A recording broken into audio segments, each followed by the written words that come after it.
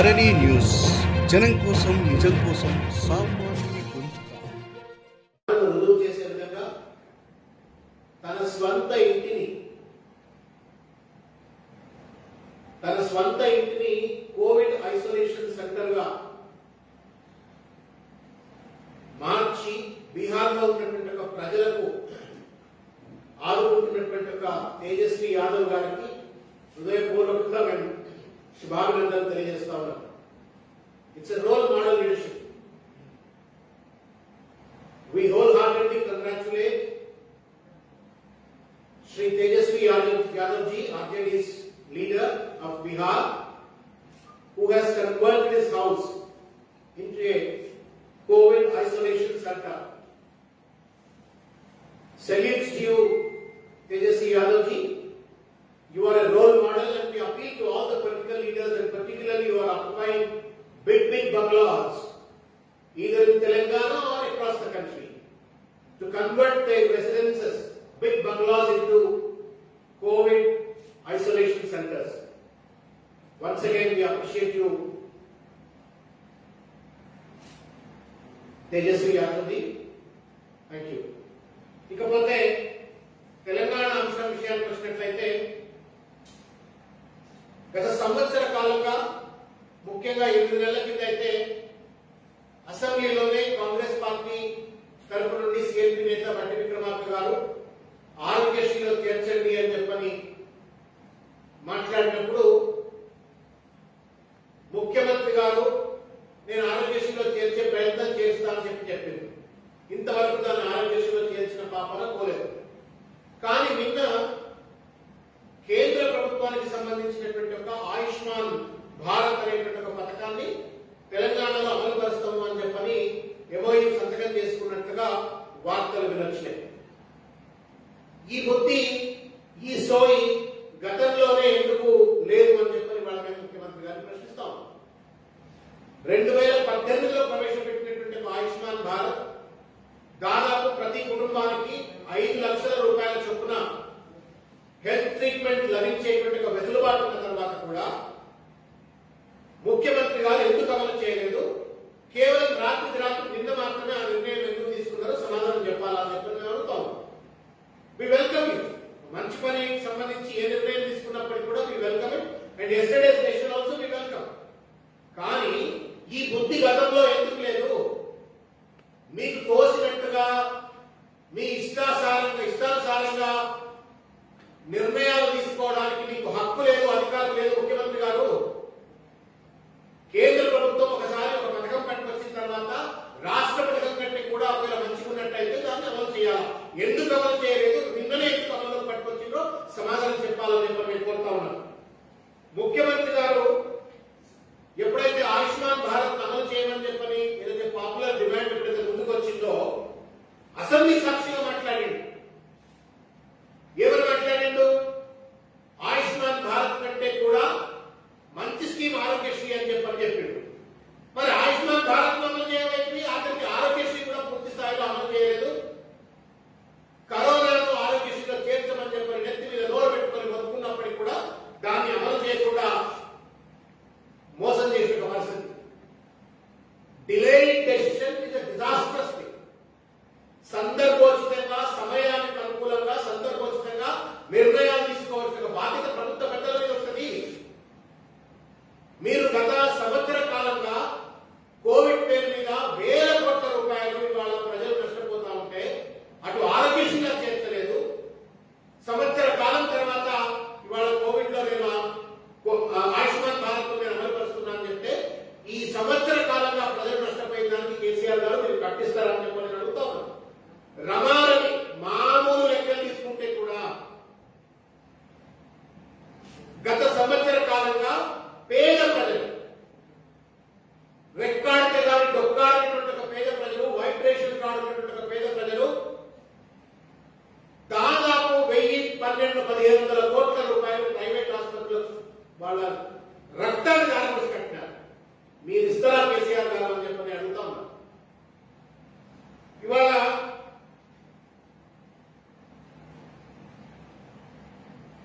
ఒక యుద్ధం జరుగుతా ఉంది, కరోనా మీద ఒక యుద్ధం జరుగుతా.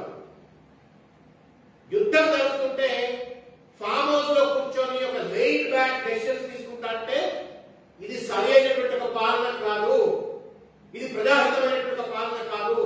ఇష్టానుసార నిర్ణయాలు తీసుకునేటువంటి ఒక హక్కు మీకు లేదు. మీకు చేత కాకపోతే కనీసం ఒక 10 మంది మీరు చర్చించైనా సరే మంచి నిర్ణయం తీసుకోవాలి తప్ప ఈ రకంగా ఇష్టవచ్చిన నిర్ణయాలు తీసుకొని ప్రజల పాలనకి శాపంగా మారడం నేరం, అన్యాయం అని చెప్పి వాళ్ళ కేసీఆర్ గారికి మేము తెలియజేస్తా ఉన్నాం. ఇక పోయినట్టయితే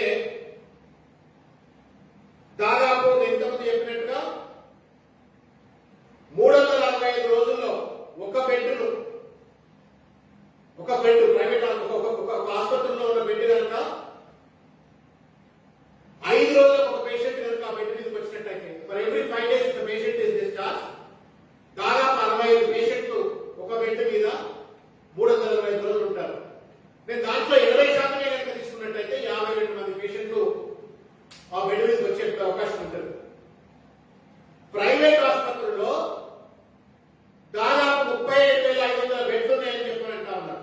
నేను దాంట్లో 40% బెడ్లు పేదవాళ్ళని ఆక్యుపై చేసుకున్నట్టయితే 1 లక్ష రూపాయల చొప్పున కనుక ఈ పేదవాళ్ళు కేవలం 1 లక్ష రూపాయల చొప్పున ఈ ప్రైవేట్ ఆసుపత్రులు కట్టినట్టయితే ఏ విధంగా ఇవాళ ఈ 3 నెలల 4 నెలల కాలంలోనే దాదాపు ఒక 2,000 కోట్ల రూపాయల పేద ప్రజలు కట్టినటువంటి పరిస్థితి ఉన్నది. ఎవడప్పసం ఇది? ఇష్టారాజ్యంగా ప్రైవేట్ ఆసుపత్రుల పాలింది డబ్బు ఇవాళ పేదలు కట్టబెడతా ఉంటే అటు ఆరోగ్యశ్రీలో అమలు చేయకుండా, అటు ఆయుష్మాన్ భారత్ తో కూడా అమలు చేయకుండా ప్రజల పార్టీ శాపంగా మారినారు కదా కేసీఆర్ గారు అని చెప్పి సందర్భంగా నేను తెలియజేస్తాను. మీ ఆలస్య నిర్ణయం, your delayed decision has become disastrous to the poor people. దీనికి ఏం సమాధానం చెప్తారు కేసీఆర్ గారు అని చెప్పి మేము అడుగుతా ఉన్నాం. ఇక రెండో విషయం, ఇవాళ సరే ఆరోగ్యశ్రీలో అమలు చేస్తామన్నారు, ఇంతవరకు గైడ్ లైన్స్ రాలేదు. ఆరోగ్యశ్రీలో దాదాపు ముఖ్యమంత్రి గారు గతంలో వాళ్ళ పేపర్లలో తెలంగాణ టుడే కావచ్చు లేకపోతే నమస్తే తెలంగాణలో వాళ్ళు ఇచ్చినటువంటి లెక్కల ప్రకారంగా కేవలం ఆయుష్మాన్ భారత్ అయితే 26 లక్షల మందికి మాత్రమే వర్తిస్తుంది అన్నారు. కానీ ఆరోగ్యశ్రీ అయితే 77 లక్షల మందికి వర్తిస్తుంది అని చెప్పినారు. మరి ఈ మిగతా 51 లక్షల మందికి ఏ రకంగా మీరు న్యాయం చేయబోతా ఉన్నారో ముఖ్యమంత్రి గారు సమాధానం చెప్పాలని చెప్పి మేము కోరుతాం. అదేవిధంగా మీరు ఇచ్చినటువంటి లెక్కల ప్రకారంగానే ఇవాళ సింగరేణి కార్మికులు కానీ, ఆరోగ్య భద్రత కింద ఉన్నటువంటి ప్రజలు కానీ, ఈఎస్ఐ బెనిఫిట్ పొందుతున్న ప్రజలు కానీ, టీఎస్ఆర్టీఎస్ తర్వాత జర్నలిస్టులు కానీ, ఎంప్లాయీస్ కానీ వీళ్ళందరికీ ఏ రకంగా న్యాయం చేయబోతా ఉన్నారు అని చెప్పి కూడా మేము అడుగుతా ఉన్నాం. ఎందుకంటే ఆయుష్మాన్ భారత్ కేవలం 20 లక్షల మందికి మాత్రమే, అది కూడా 5 లక్షల క్యాప్ వర్తిస్తుంది. మరి ఆరోగ్యశ్రీ కూడా 5 లక్షల వరకు పెంపొందిస్తారా? సమాధానం చెప్పాలని కూడా ముఖ్యమంత్రి అడుగుతా ఉన్నాం. దీన్ని ఏ రకంగా బ్యాలెన్స్ చేయబోతా ఉన్నారు? ఆయుష్మాన్ భారత్ మాదిరిగానే మొత్తం ఆరోగ్యశ్రీని కూడా ఏ రకంగా తీర్చిదిద్దబోతా ఉన్నారు అని చెప్పి అడుగుతా ఉన్నాం. ఇవాళ ఎంప్లాయీస్ ఈహెచ్ఎస్ స్కీమ్ పనిచేయట్లేదు. టీచర్స్ అంతా కూడా గత సంవత్సర కాలంగా వాళ్ళ జేబుల్లోంచి డబ్బులు కట్టుకున్న పరిస్థితి, రియంబర్స్మెంట్ లేవు. ఒక రకం మరో రకంగా ఎంప్లాయీస్ రియంబర్స్మెంట్ ఏమో, మెడికల్ రియంబర్స్మెంట్ ఏమో 1 లక్ష రూపాయలు ఇస్తామని చెప్పి అంటా ఉన్నారు. మొత్తం కూడా కన్ఫ్యూజన్ ఉంది. కాబట్టి మీరు ఆయుష్మాన్ భారత్ ను మీరు అన్వయించుకున్నటువంటి నేతృత్వంలో పూర్తి స్థాయి గైడ్ లైన్స్, ఈ ఆరోగ్యశ్రీకి ఆయుష్మాన్ భారత్ ఉన్నటువంటి వైరుధ్యాలను ఏ రకంగా మీరు సమన్వయపరుస్తారు? ఒకటి, ఆయుష్మాన్ భారత్ లో 26 లక్షల మందికి మాత్రమే వర్తించినట్టయితే మిగతా 77 లక్షల మంది ఎవరైతే ఉన్నారో ఆరోగ్యశ్రీ ద్వారా, ఈహెచ్ఎస్ ద్వారా, మిగతా ఆరోగ్య భద్రత స్కీమ్ కింద ఉన్నటువంటి వాళ్ళందరూ కూడా ఏ రకంగా న్యాయం కలిగిస్తారో సమాధానం చెప్పాలని చెప్పి మేము ముఖ్యమంత్రి గారిని కోరుతా ఉన్నాం. ఇంకొక విషయం ఏంటంటే ఈ 2,000 కోట్ల రూపాయలు ఇంతకుముందుగా చెప్పినట్టుగా మీరు ఆలస్యంగా ఆయుష్మాన్ భారత్ ను అమలు చేయడం, ఆరోగ్యశ్రీని అమలు చేయకపోవడం వల్ల దాదాపు 2,000 కోట్ల రూపాయలు పేద ప్రజలు తమ రక్తాన్ని దారపోసి ప్రైవేట్ హాస్పిటల్ వల్ల కట్టిండ్రు. ఆ సొమ్మును మీరు ఏమైనా తిరిగిస్తారా అని చెప్పని, ఇవ్వాలా అని చెప్పని కాంగ్రెస్ పార్టీ తరఫున మేము డిమాండ్ చేస్తా ఉన్నాం. ఇకపోతే చాలా హాస్పిటల్ ఇంకొక విషయం, మీరు మెడికల్ ట్రీట్మెంట్ కి సంబంధించి ఆయుష్మాన్ భారత్ చర్చ ముందుకు వచ్చింది కాబట్టి చెప్తా ఉన్నాం. మెడిక్లెయిమ్ పాలసీ కొనుక్కున్న తర్వాత కూడా ఆ మెడిక్లెయిమ్ పాలసీని క్యాష్లెస్ ట్రీట్మెంట్ కింద ఏ హాస్పిటల్ కూడా తీసుకోవట్లేదు. ఇవాళ యశోద కానీ, ఏఐజీ కానీ, లేకపోతే పెద్ద పెద్ద కామినేటువంటి ఆసుపత్రులు కూడా, పెద్ద పెద్ద ఆసుపత్రులు కూడా, అపోలో లాంటి ఆసుపత్రులు కూడా క్యాష్లెస్ ట్రీట్మెంట్ ఇవ్వట్లేదు. కార్డు ఉంటుంది, గత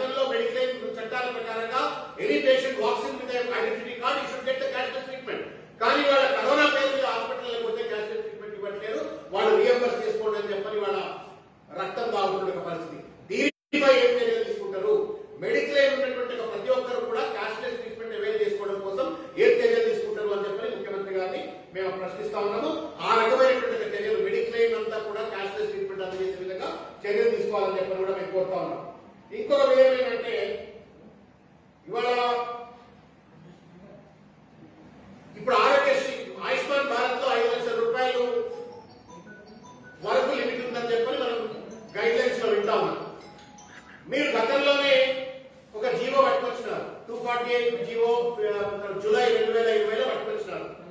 దాదాపు ఒక 7,500 రూపాయల చొప్పున ప్రతి బెడ్ లో ప్రతి ఐసీయూ బెడ్ లో 7,500 కంటే పన్నే కట్టకూడదు అని చెప్పారు. కానీ ఈ జీవోని ఎవరు కూడా పట్టించలేదు. తెలంగాణలో ఉన్నటువంటి ఏ ప్రైవేట్ హాస్పిటల్ కూడా ఈ జీవోను పట్టించుకోవట్లేదు. ఇది చెత్త కాగితం, పరికరాల కాగితం అని చెప్పని మీరు ఇచ్చిన జీవోను చెత్త కాగితంగా ఇవాళ ప్రైవేట్ హాస్పిటల్లో పడేసే పరిస్థితి చూస్తా ఉన్నాం. ఇదొక పరిస్థితి అయితే, ఇవాళ మీరు 5 లక్షల రూపాయలు ఆయుష్మాన్ భారత్ కింద అప్పర్లు పెట్టుకున్నట్టయితే ఇవాళ హాస్పిటల్ పరిస్థితి ఎట్లా ఉందా అంటే, కోవిడ్ వచ్చింది అని చెప్పని దగ్గుకుంటే తుమ్ముకుంటాడు హాస్పిటల్ పోగానే, అరే జ్వరం వచ్చిందిరా బలిక బకరా ఆలయాలని చెప్పని తీసుకుపోయి లోపల పెట్టి వారికి అడ్డమైన ఇంజక్షన్లు ఇచ్చేసి పంపిస్తున్నారో తెలియని ఒక పరిస్థితి. ఇష్టం వచ్చిన బిల్లు వేస్తున్న పరిస్థితి. ఈ 5 లక్షల అప్పర్ క్యాప్ కనుక ఒకవేళ మీరు ప్రైసింగ్ క్యాప్ కనుక పూర్తి స్థాయిలో ఈ జీవో అమలు చేయకపోయినట్టయితే 5 లక్షలు పర్ ఫ్యామిలీ. ఒక పేషెంట్ కి 5 లక్షలు అయిపోయినట్టయితే మళ్ళీ ఫ్యామిలీలో రెండో పేషెంట్ కనుక ఒకవేళ రోగం వచ్చినట్టయితే మళ్ళీ జేబులకి డబ్బులు కట్టే పరిస్థితి ఏర్పడుతుంది. కాబట్టి ఆయుష్మాన్ భారత్ ను అమలు చేస్తూనే, ఆరోగ్యశ్రీపై సరైన నిర్దేశాలు ఇస్తూనే మీరేదైతే జీఓఆర్టీ 248 ఏదైతే ఇచ్చిందో దాన్ని పూర్తి స్థాయిలో అమలు చేయాలా. అమలు చేయకపోయినట్టయితే ఒక పేషెంట్ తోనే 5 లక్షల రూపాయలు హరించిపోయే ప్రమాదం ఏర్పడుతుంది. మళ్ళీ మిగతా కుటుంబ సభ్యులకు న్యాయం జరగదు. కాబట్టి ఆయుష్మాన్ భారత్ అమలు చేస్తూనే, ఆరోగ్యశ్రీలో కరోనా తెస్తూనే ఈ ప్రైస్ క్యాపింగ్ అనేటువంటిది సీరియస్ గా చేయవలసిన అవసరం ఉంది ముఖ్యమంత్రి గారు అని చెప్పి మేము డిమాండ్ చేస్తా ఉన్నాం. ఇకపోతే రెండో అంశం ఏంటంటే, ముఖ్యమంత్రి గారు మీరు మర్చిపోయినారేమో కానీ మేము మీకు గుర్తు చేయదలుచుకున్నాం. 2014 ఎన్నికలలో మీరు చేసినటువంటి ఒక వాగ్దానం, ప్రతి నియోజకవర్గ కేంద్రంలో నిమ్స్ స్థాయి సూపర్ స్పెషాలిటీ హాస్పిటల్, ప్రతి మండల కేంద్రంలో 30 బెడ్ల హాస్పిటల్, ప్రతి జిల్లా కేంద్రంలో నిమ్స్ స్థాయి super speciality hospital, super speciality hospital in every district head quarter, and 100 బెడ్ల ఆసుపత్రి ఏమో ప్రతి నియోజకవర్గ కేంద్రంలో, 30 బెడ్ల ఆసుపత్రి ఏమో ప్రతి మండల కేంద్రంలో. లెట్ మీ రిపీట్ ఇట్ ముఖ్యమంత్రి గారు. ప్రతి డిస్ట్రిక్ట్ హెడ్ క్వార్టర్ లో నిమ్స్ స్టాండర్డ్ హాస్పిటల్, ప్రతి అసెంబ్లీ నియోజకవర్గంలో 100 బెడ్రూమ్ల హాస్పిటల్, ప్రతి మండల కేంద్రంలో 30 బెడ్ల హాస్పిటల్ అని చెప్పినారు. ఇంతవరకు వాటిని అమలు చేసిన దాఖలా లేదు. కానీ today there is a need. ఇవాళ సెకండ్ వేవ్ లో ఉన్నాం, థర్డ్ వేవ్, ఫోర్త్ వేవ్ వస్తుంది అని చెప్పారంటున్నారు. ఆల్రెడీ మనకు బ్లాక్ ఫంగస్ అని చెప్పని ఒక వ్యాధి వచ్చి వాళ్ళ ప్రజలను చంపేస్తుందనే వార్తలు వింటా ఉన్నాం. తర్వాత second wave, third wave, fourth wave అంతా కూడా పిల్లల మీద ప్రమాదం చూపుతుందని చెప్పారంటా ఉన్నారు. ఇంకా అడ్డమైనటువంటి ఒక వైరస్ ఇంకా కూడా వస్తాయేమో తెలియదు, భగవంతుడికి ఎరక. ఇవాళ మనం ప్రజలను కాపాడుకోవాల్సిన అవసరం ఉంది. 2014లో ఎన్నికల్లో మీరు ఏదైతే తెలుసో తెలియకనో చిత్తశుద్ధి లేకనో మీరు ఒక వాగ్దానం చేసింది. ఇవాళ ఆ వాగ్దానాన్ని అమలు చేయవలసిన అత్యవసర పరిస్థితి ఉన్నది. ప్రతి జిల్లా కేంద్రంలో ఒక నిమ్స్ కట్టే విధంగా, తర్వాత ప్రతి నియోజకవర్గంలో 100 బెడ్ల ఆసుపత్రి, ప్రతి మండల కేంద్రంలో ఒక 30 బెడ్ల ఆసుపత్రి కట్టవలసిన అవసరం ఉంది. వెంటనే దీనిపైన చర్యలు తీసుకోవాలని చెప్పి మేము కోరుతాము. అసెంబ్లీ సెక్రటేరియట్ భవనానికో లేకపోతే ఇంకో గుళ్ళు కట్టడానికో ఇంకో దానికో అడ్డమైన ఖర్చు పెట్టకుండా ఇవాళ మానవ సేవ. కాబట్టి ఇవాళ మానవులకు సేవ చేసే విధంగా, ఆరోగ్యాలు కాపాడే విధంగా ఈ హాస్పిటల్ కూడా కట్టాలని చెప్పని మేము మీ ముందుకు రెండో డిమాండ్ పట్టుకొస్తా ఉన్నాం. మూడవది ఏంటంటే, టాస్క్ ఫోర్స్ సంబంధించినటువంటిది. తమిళనాడు చూసారని నేర్చుకోండి. స్టాలిన్ మొట్టమొదటిసారి ముఖ్యమంత్రి అయ్యిండు. మీకున్న రాజకీయ అనుభవం లేదు, అయినప్పటికీ కూడా అన్ని రాజకీయ పార్టీలకు సంబంధించి ఆయన టాస్క్ ఫోర్స్ కాన్స్టిట్యూట్ చేసి ఆల్ పొలిటికల్ పార్టీ అందరి సలహాలు తీసుకుంటూ ఇవాళ ఒక అద్భుతమైనటువంటి టాస్క్ ఫోర్స్ కాన్స్టిట్యూట్ చేసి ఒక పార్టిసిపేటరీ హెల్త్ మేనేజ్మెంట్ ఇవాళ తమిళనాడులో జరుగుతుంది. ఎందుకు ఇక్కడ జరగదు? కేవలం గూడు బసవనం లెక్క ఎస్బాస్ అనేటువంటి కొంతమంది ఐఏఎస్ ఆఫీసర్లను మాత్రమే టాస్క్ ఫోర్స్ లో పెట్టి దానికి కేటీఆర్ గారిని చైర్మన్ గా పెట్టి పని నడిపిస్తా అంటే నడవదు. ఇది ఒక అత్యవసరమైన పరిస్థితి. ప్రజలందరూ బాధపడుతూ ఉన్నారు. ప్రజల భాగస్వామ్యంతో క్రాస్ ఫంక్షనల్ ఎక్స్పర్ట్స్, తర్వాత రెసిడెంట్ వెల్ఫేర్ అసోసియేషన్స్, రామలింగరాజు లాంటి పెద్ద మనుషులు ఎవరైతే 104, 108 సర్వీసెస్ ను తయారు చేసిన పెద్ద మనిషి కావచ్చు, national disaster management authority security గారు లాంటి కావచ్చు, ఇట్లా చాలా మంది పెద్దలందరూ ఉన్నారు. ఇటువంటి వాళ్ళందరినీ కూడా క్రోడీకరిస్తూ ఒక క్రాస్ ఫంక్షనల్ టాస్క్ ఫోర్స్ ను కాన్స్టిట్యూట్ చేయాలని చెప్పని, తద్వారా దాని ద్వారా ప్రజలను ఆదుకోవాలని చెప్పని ముఖ్యమంత్రి గారికి మూడో డిమాండ్ ముందుకు పెడతా ఉన్నాం. ఇక నాలుగో అంశం. ఈ నాలుగో అంశం చాలా కీలకమైనటువంటి. కల్వకుంట్ల తారక రామారావు గారు. Is a nice man, kind hearted man. Twitter లో ఎవరైతే నాకు రెమిడిసివిర్ ఇంజెక్షన్ కావాలనగానే my office will help you అంటున్నాడు. వాళ్ళకి ఏదో న్యాయం జరుగుతా ఉన్నట్టున్నది, థ్యాంక్ యూ అని చెప్పని కూడా ప్రజలు వాళ్ళు వీళ్ళు ట్వీట్లు పెడతా ఉంటారు. అట్లనే టీఆర్ఎస్ పార్టీలో ఒకరిద్దరు పెద్ద పెద్ద నాయకులు కూడా పనిచేస్తా ఉంటారు. మంచిదే, మీ మంచితనానికి మేము జోహార్ సలాం. కానీ మేమెందుకు చేద్దామని మీ ఒక్కళ్ళకి రెమిడిసివిర్ ఇంజెక్షన్ అందుబాటులో ఉందో మా కాంగ్రెస్ పార్టీ ఆఫీస్ కూడా ఈ రూమ్ బయట కంట్రోల్ రూమ్ ఉంది, 24/7 మా వాళ్ళు వచ్చి కూర్చుంటున్నారు అక్కడ. ఎవరైనా ఫోన్ చేసి ఏం అడిగితే వాళ్ళ క్వశ్చన్ మీద సాయం చేస్తా ఉన్నారు. కల్వకుంట్ల తారక రామారావు గారికి రెమిడిసివిర్ ఇంజెక్షన్ల స్టాక్ ఎంత అందుబాటులో ఉంటుంది, మాలాంటి స్వచ్ఛందంగా పనిచేయాలనుకున్నటువంటి కాంగ్రెస్ పార్టీ కూడా కంట్రోల్ రూమ్ పెట్టి కడుతా ఉంది, మాకెందుకు అందుబాటులో ఉండదు? We also want to distribute. ఒక పక్క ఢిల్లీ కోర్టు హైకోర్టు ఏం చెప్పింది అంటే holding of any medical covid drugs is a crime అని చెప్తా ఉంది. ప్రభుత్వం ఏం చెప్తా ఉంది, ఎవరు కూడా రెమిడిసివిర్ డ్రగ్స్ ను హోల్డ్ చేయొద్దు, చేసినట్టయితే చట్టపరమైన చర్యలు తీసుకుంటామని చెప్పి పోలీసు వాళ్ళు చెప్తా ఉన్నారు, విజిలెన్స్ వాళ్ళు చెప్తా ఉన్నారు, ప్రభుత్వ పెద్దలు కూడా చెప్తా ఉన్నారు. మరి ఆ what capacity mister KTR is able to hold the drugs? Municipal కార్యాలయంలో, మున్సిపల్ లో ఉన్న మున్సిపల్ కార్యాలయంలో వాళ్ళు అక్కడికి పేషెంట్లు పోయి ప్రిస్క్రిప్షన్ ఆధార్ కార్డు చూపెట్టి 3,500 రూపాయలు మేము గూగుల్ పే చేస్తామంటే కూడా వద్దంటున్నారు. క్యాష్ ఇవ్వండి మేము మీకు ఇస్తామని చెప్పి రెమిడిసివిర్ ఇంజెక్షన్ ఇస్తున్నారు, మంత్లీ ఇస్తున్నారు. How are you able to hold? మీరు ఎట్లా మీరు హోల్డ్ చేయగలుగుతున్నారు? మీరు ఎన్జిఓ నడుపుతున్నారా, గవర్నమెంట్ నడుపుతున్నారా, నాన్ గవర్నమెంట్ ఆర్గనైజేషన్ నడుపుతున్నారా? గవర్నమెంట్ నడిపేటట్టయితే ప్రజలు ఎవరైనా సరే ఎవరి ఇంటర్వెన్షన్ లేకుండా, ఎవరి ప్రమేయం లేకుండా రెమిడిసివిర్ ఇంజెక్షన్ కావచ్చు, లైఫ్ సేవింగ్ డ్రగ్స్ కావచ్చు, ఆక్సిజన్ కావచ్చు అందుబాటులో వచ్చే విధంగా సిస్టమ్ తయారు చేయాలా, ప్రాసెస్ తయారు చేయాలా, ప్రొసీజర్ తయారు చేయాలి. మీరు అది చేయకుండా కేవలం మీ ఇమేజ్ పెంచుకోవడం కోసమో, మీ రాజకీయ లబ్ధిని పెంచుకోవడం కోసం మాత్రమే మీరు ఇవాళ కోవిడ్ డ్రగ్స్ మీ దగ్గర పెట్టుకొని 2,000-3,000 వాయిల్స్ అని మీ దగ్గర పెట్టుకొని మీరు ఇష్టం వచ్చినట్టు మీరు పంచుకుంటూ పోతే మరి మీరు అందుబాటులో రానటువంటి పేద ప్రజల పరిస్థితి. మా దగ్గర ట్విట్టర్ లేనటువంటి వాళ్ళు లక్షల మంది మరి వాళ్ళు. What is the percentage of people on Twitter?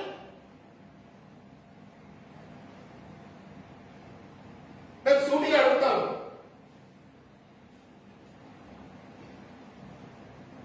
DGP గారు నిన్న ఎక్కడో చెప్తా ఉన్నారు 36 కోట్ల రూపాయలు మాస్కులు కట్టిన వాళ్ళ దగ్గర వసూలు చేసినామన్నారు.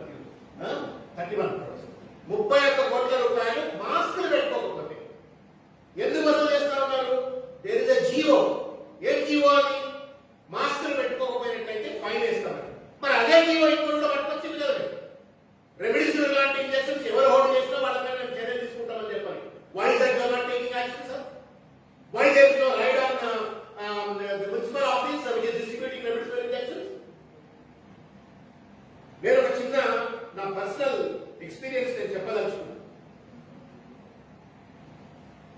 అంటే ఇంత దుర్మార్గంగా ఉన్నటువంటి ఒక పరిస్థితి అంటే ఇవాళ నేను టొస్లిజుమాబ్ ఇంజెక్షన్ కావాలని చెప్పని ఒక టోలీ చౌకీలో ఒక ఓమినీ హాస్పిటల్లో ఉన్న ఒక పేషెంట్ వాళ్ళకి సంబంధించిన వాళ్ళు మాకు ఇంజెక్షన్ కావాలని చెప్పాలంటే ఏం చేయాలో దిక్కుదోచక డాక్టర్ జిఎస్ రావు అని చెప్పిన ఎవరైతున్నారు శ్రీనివాసరావు కూడా ఆయన ఫోన్ చేసి అడిగితే ఆయన ఒక ఫార్మాట్ పంపి ఫార్మాట్ నింపి మీరు నాకు పంపించండి అంటే నిజంగా ఇస్తాడో ఏమని చెప్పి ఆ ఫార్మాట్ అంతా నింపి హాస్పిటల్ పంపించి మొత్తం ఫార్మాట్ నింపించి డాక్టర్ ప్రిస్క్రిప్షన్ యాడ్ చేసి మళ్ళీ ఆయన పంపిస్తే we are send it to refer it to మా కమిటీకి పంపించిన కమిటీ ఒకవేళ కన్విన్స్ అయితే ఇంజెక్షన్ ఇస్తారు. ఆ ఇంజెక్షన్ రాలేదు, ఆ పేషెంట్ చచ్చిపోయింది. This is situation what is happening. KTR గారికి అందుబాటులో ఉంటాను కానీ చాలా మంది ప్రజలకు అందుబాటులో రావట్లేవు. మీ ప్రమేయం లేకుండా ప్రజలందరికీ ఈజీగా అందుబాటులో ఉండే వ్యవస్థ తయారు చేయమంటే మాకు ట్విట్టర్లో వస్తే మాత్రమే మేము రెస్పాండ్ అవుతాం, వాళ్ళకి మాత్రమే మేము అందజేస్తాం అనేటువంటి వ్యవస్థ సరి అయినటువంటిది కాదు అని చెప్పి వాళ్ళ ముఖ్యమంత్రి గారు కేటీఆర్ గారు మేము తెలియజేస్తా ఉన్నాం. దీనిపైన చర్యలు తీసుకోవాలని చెప్పి కూడా మేము ప్రభుత్వాన్ని విజ్ఞప్తి చేస్తా ఉన్నాం. ఇంకొక విషయం ఏంటంటే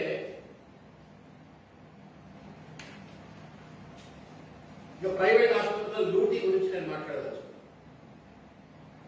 జార్ఖండ్ లో హేమంత్ సోరెన్ గారు, ఒరిస్సా కావచ్చు, ఒరిస్సా ముఖ్యమంత్రి కావచ్చు,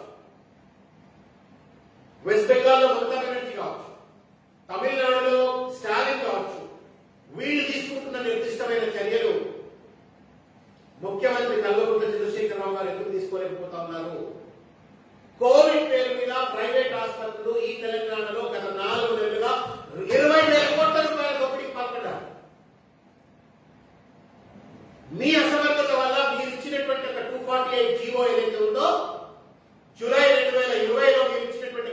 248 జీవో ఏదో ఇది మీరు పూర్తి స్థాయిలో అమలు చేయకపోవడం వల్ల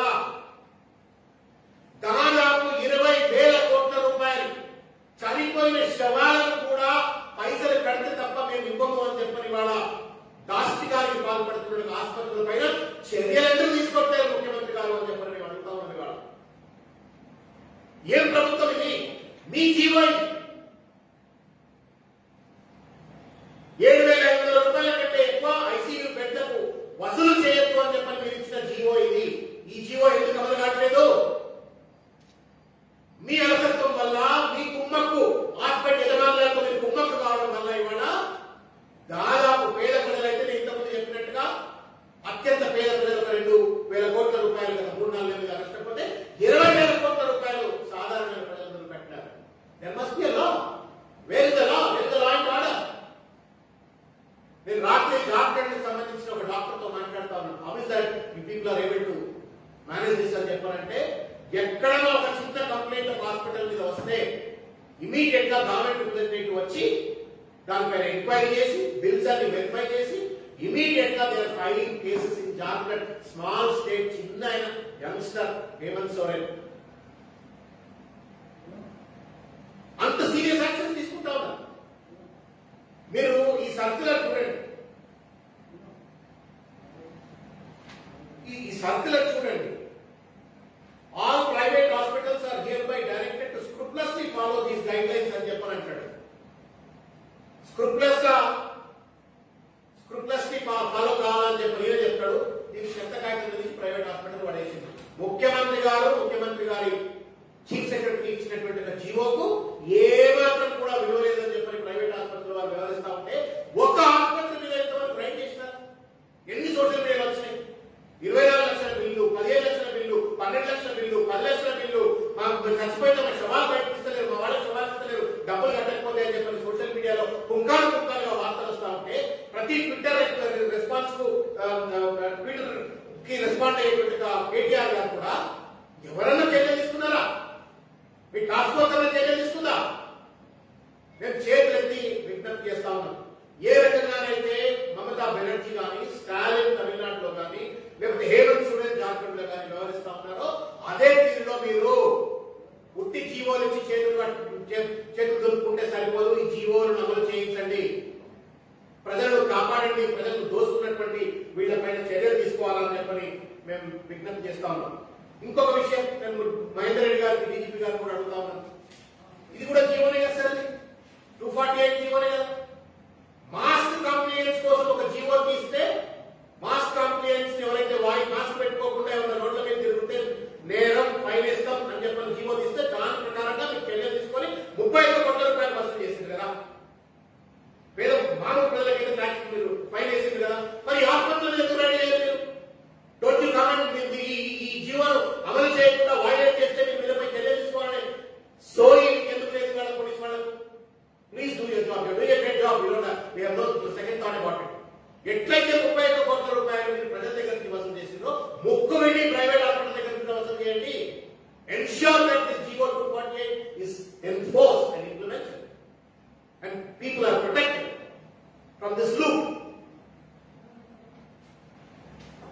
ఇకపోతే ఇంకొక చిన్న మాట నేను మనం చూసిన శ్రీనివాస్ గౌడ్ మహబూబ్ నగర్ ఎమ్మెల్యే మంత్రి, సిద్దిపేట మంత్రి హరీష్ రావు గారు, సిరిసిల్ల మంత్రి కేటీ రామారావు గారు, వాళ్ళ దగ్గరట సిటీ స్కాన్లు మెషిన్ డయాగ్నోస్టిక్ సెంటర్లట 2,000 రూపాయలకు 1999 రూపాయలకే చేస్తామని చెప్పని వాళ్ళు ఒప్పుకున్నారట. సంతోషం అన్నారు. అంటే మీ నియోజకవర్గాలలో మీ చెప్పు చేతుల్లో పనిచేసేటువంటి డయాగ్నోస్టిక్ సెంటర్లు 2,000కో 1,500కో సిటీ స్కాన్ హెచ్ఆర్సీకి తీస్తే సరిపోతుందా? మరి 119 నియోజకవర్గాలు ఉన్నాయి, 4 కోట్ల మంది తెలంగాణ ప్రజలు ఉన్నారు. Why there is no universal uniform application of law? వాడు పిలవండి, ప్రైవేట్ హాస్పిటల్ పిలవండి, ప్రైవేట్ డయాగ్నోస్టిక్ సెంటర్స్ పిలవండి, ఒక మీటింగ్ పిలవండి. మీకు చేత కాకపోతే చెప్పండి, మేమొచ్చి కూర్చుంటాం, మేమన్నా వచ్చి కాలేజీ కోరుకుంటాం. మీకేమన్నా మీకు క్షానం జరుగుతుంది అనుకుంటే, వాళ్ళని బతిలాడుకోవాలనుకుంటే, వాళ్ళని పర్సువేట్ చేయాలనుకుంటే, మీరు ఎట్లా చట్టాన్ని వాడలేకపోతారు, కత్తిపలేకపోతారు. బతిలాడాలని బతిలాడండి. మీరు బతిలాడకపోతే మిమ్మల్ని పిలవండి, మేమన్నా వచ్చి బతిలాడతాం. Please persuade the private hospitals, diagnostic laboratories and ensure that they comply to the GOs that we have given ఇది జీవో 248, ఇంకో జీవో వచ్చేసి ఆర్టీపీసీఆర్ టెస్ట్లకు సంబంధించి ఇంకో జీవో 539 జీవో. ఇది 500 రూపాయల కంటే ఎక్కువ ఎవరు వసూలు చేయాలి ఆర్టీపీసీఆర్ టెస్ట్. 2000, 3000 రూపాయలు వసూలు చేస్తాం. ఈ జీవోలు ఇప్పటికైనా అమలు చేయించండి. మీరు now you are becoming a laughing stock. Government has become a laughing stock today. ప్రభుత్వం ఇచ్చిన జీవోలను అమలు చేయలేకపోతే గడ్డివిక్తా ఉంది ప్రభుత్వం. గుడ్డిగురం పట్టుదొరుతాం. ఇకపోతే చివరిగా ఇంకా కొన్ని విషయాలు ఉన్నాయి. అవన్నీ ఇవాళ ఈ ప్రమాదకరమైన పరిస్థితుల్లో తేజస్వి యాదవ్ చిన్నోడు వయసులో తన ఇంటిని కోవిడ్ ఐసోలేషన్ సెంటర్ గా మార్చేసినాడు. మై హంబుల్ సల్యూట్స్ ఇంతకు చెప్పినట్టుగానే అదే విధంగా ఈ ప్రభుత్వం కూడా మంచి మంచి సినిమా థియేటర్లు, ఎయిర్ కండిషన్ సినిమా థియేటర్లు ఉన్నాయి, air condition banquet halls, marriage halls ఉన్నాయి, మంచి ఏసీ ఫెసిలిటీస్ ఉండి బాత్రూమ్లు అన్ని ఉన్నటువంటి. Please take over them and convert them into isolation centers. తర్వాత వ్యాక్సినేషన్ ఆన్ వీల్స్, ప్రతి ఇంటికి కూడా ప్రతి సందుకు గల్లీకి పోయి వ్యాక్సినేషన్ ఇచ్చే విధంగా మీరు చర్యలు చేపట్టాలని చెప్పి కాంగ్రెస్ పార్టీ తరఫు నుండి కోరుతా ఉన్నాం. అదేవిధంగా చాలా మంది బ్రెడ్ ఎర్నర్స్ చచ్చిపోయినారు. ఇంట్లో డబ్బులు సంపాదించి భార్యను పిల్లలను పోషించేటువంటి ఒక వ్యక్తులు చనిపోయినారు. ఆంధ్రప్రదేశ్ లో పెద్ద ఎత్తున సోషల్ సెక్యూరిటీ మెజర్స్ అమలు చేస్తా ఉన్నారు. జార్ఖండ్ లాంటి రాష్ట్రంలో కావచ్చు, మహారాష్ట్ర లాంటి రాష్ట్రంలో, తమిళనాడు కావచ్చు, ఎవరైతే బ్రెడ్ ఎర్నర్ ఉన్నారో, ఇంట్లో ఉపాధి ఉన్నటువంటి వాళ్ళు, ఏక ఉపాధి డబ్బులు సంపాదించేటువంటి ఉద్యోగంలో ఉన్నటువంటి వాళ్ళ తల్లి గారి తండ్రి గారు చనిపోయినట్టయితే వాళ్ళ పిల్లలందరికీ కూడా ఉచిత విద్య, తర్వాత వాళ్ళ సోషల్ సెక్యూరిటీ కోసం 10 లక్షల రూపాయల పిల్లల యొక్క బ్యాంక్ అకౌంట్ డిపాజిట్ చర్యలు చేపడతారు. దయచేసి మానవత్వంతో ఆలోచించండి ముఖ్యమంత్రి గారు. చాలా మంది పిల్లలు వాళ్ళ అనాథలు అయిపోయారు. రికార్డు ఒక్కాడంటే ఒక కుటుంబాల్లో ఒక్క రికార్డించేటట్టుగా కుటుంబ సభ్యులు చనిపోతే అన్నవో రామచంద్ర అని చెప్పని పిచ్చగాడుగా మారిన పరిస్థితి మేము చూస్తా ఉన్నాం. వాళ్ళని ఆదుకునేటువంటి విధంగా పిల్లల కోసం అని చెప్పని మీరు స్పెషల్ ఫోకస్ పెట్టండి, స్పెషల్ పాలసీ పట్టుకోండి. వాళ్ళకు free health, free education, free social security ఉండే విధంగా వెసులుబాటు కల్పించాలని చెప్పని కోరుతా ఉన్నాం. అదేవిధంగా చాలా మంది జర్నలిస్టులు కూడా చనిపోయినారు. వాళ్ళని first line front line warriors గా గుర్తించారు. ప్రభుత్వంతో సమానంగా పనిచేస్తున్న పత్రికా విలేకరులందరికీ కూడా ఫ్రంట్ లైన్ వారియర్స్ గా గుర్తించి చనిపోయినటువంటి వాళ్ళ కుటుంబాలందరికీ కూడా 1 కోటి రూపాయలకు తగ్గకుండా వాళ్ళందరికీ కూడా ఎస్టిమేట్ ఇవ్వాలని చెప్పారు. అదేవిధంగా మీరు చూసినట్టయితే నిన్న వార్తల్లో చూస్తా ఉన్నాం, Nagarjuna Sagar is now become a hot hub of Covid. ఎందుకు? ఎలక్షన్ లో ఇష్టం వచ్చినట్టు మిగతా ప్రాంతాలకు వచ్చిన వాళ్ళు ప్రచారం చేస్తున్నారు. వాళ్ళు పట్టించుకునే నాదులు లేదు. వాళ్ళు ఆ ఎన్నికల విధులలో డ్యూటీలు చేసినటువంటి ఉద్యోగస్తులు చనిపోతా ఉన్నారు, పట్టించుకునే నాదులు లేదు. Delhi court has order, Uttar Pradesh Allahabad high court order ఇచ్చింది. ఎవరైనా ఎన్నికల విధుల్లో పనిచేసి చనిపోయినట్లయితే కోవిడ్ వల్ల వాళ్ళందరికీ కూడా 1 కోటి రూపాయలు ఎక్స్‌గ్రేషియా ఇవ్వాలని చెప్పని ప్రకటించింది. ఉత్తరప్రదేశ్ ప్రభుత్వం 30 లక్షల రూపాయలు అని చెప్పని ఎక్స్‌గ్రేషియా ప్రకటిస్తే కోర్టు ఏం చెప్పిందంటే 30 లక్షలు ఏ పార్టీకి సరిపోవా, 1 కోటి రూపాయలు అని చెప్పని ప్రభుత్వాన్ని ఆదేశించింది. ఇవాళ ఏ కోర్టులు ఆదేశించకుండా ముఖ్యమంత్రి గారు మానవత్వంతో మీరు చెప్తే వచ్చిన ఎన్నికలు, అది నాగార్జున సాగర్ ఎన్నికలు కావచ్చు, లేకపోతే ఖమ్మం, వరంగల్, తర్వాత ఇంకొక 7-8 మున్సిపాలిటీలో వచ్చిన ఎన్నికల్లో ఇవాళ పిట్టలు వచ్చినట్టు చచ్చిపోతారు. వరంగల్లో, ఖమ్మంలో టీచర్స్ ఎవరైతే గవర్నమెంట్ ఉద్యోగులు ఎవరైతే ఎన్నికల విధుల్లో పనిచేసారో వాళ్ళందరికీ కూడా 1 కోటి రూపాయలు ఎక్స్‌గ్రేషియా. జర్నలిస్టులు, ఫ్రంట్ లైన్ వారియర్స్ ఎవరైతే పనిచేస్తున్నారో ప్రతి కుటుంబానికి వాళ్ళకి 1 కోటి రూపాయలు. అదేవిధంగా ఎన్నికల విధుల్లో పాల్గొని చనిపోయినటువంటి వాళ్ళ కుటుంబాలకు కూడా 1 కోటి రూపాయలు ఇవ్వాలని చెప్పని డిమాండ్ చేస్తా ఉన్నాం. ఇకపోతే సార్ అన్నారు 50,000 మందిని రిక్రూట్ చేస్తామని చెప్పి అన్నారు. సరే, ఇవాళ టీఎస్పీఎస్సీలో చైర్మన్ లో ఇంకా కొంతమందిని అపాయింట్ చేసినట్టున్నారు. వెంటనే 50,000 ఉద్యోగాలకు సంబంధించిన నోటిఫికేషన్ విత్ ఇన్ 1 వీక్ రావాలని చెప్పి కాంగ్రెస్ పార్టీ మేము డిమాండ్ చేస్తా ఉన్నాము. We have to face not only the challenge of present second wave, but also third and fourth wave, but also black fungus, but also invisible, మనకు తెలియనటువంటి ఒక virus ఎన్నొస్తాయో తెలియదు. కాబట్టి వాళ్ళన్నింటినీ ఎదుర్కోవాలంటే ముఖ్యమంత్రి గారు మీరు మర్చిపోయిన 2014 ఎన్నికల వాగ్దానం ప్రతి జిల్లాలో స్థాయి ఆసుపత్రి, ప్రతి అసెంబ్లీ నియోజకవర్గంలో 100 బెడ్ల ఆసుపత్రి, ప్రతి మండల కేంద్రంలో 30 బెడ్ల. Thanks for watching this video. Please like, share and subscribe.